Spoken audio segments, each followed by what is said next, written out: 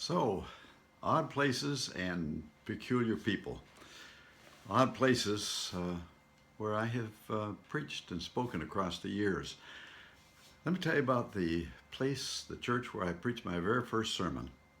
It was the Pardoville United Church, about 20 miles from where I grew up on the north shore of Lake Erie, Ontario. I must have been probably 16 at the time. I was leading Youth for Christ in our hometown, and we went around to the nearby small towns and had rallies.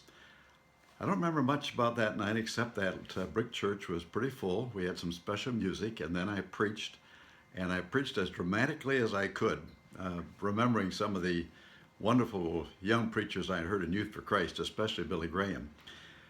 My message that night, I'm pretty sure, was the story of Daniel, in the book of Daniel, about Belshazzar's feast, where that King Belshazzar threw a great party and dinner for all of his lords and ladies and honored all of their pagan gods.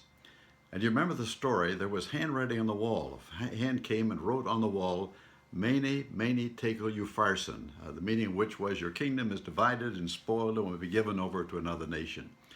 It was a dramatic story, and I imagined as I spoke King Belshazzar with his goblet of wine in his hand, seeing the handwriting on the wall, becoming frightened. His hands begin to shake. His goblet drops to the floor with a thud. At that very moment, someone dropped a hymn book on the wooden floor of that church. Everybody jumped.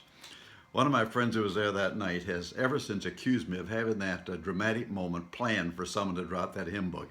Not true, I didn't. But it was dramatic. I remember that.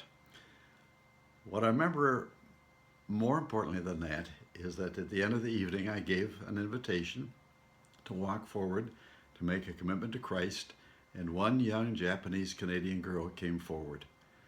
I suppose her family had been moved from the West Coast to Ontario during those, it was right at the end of World War II.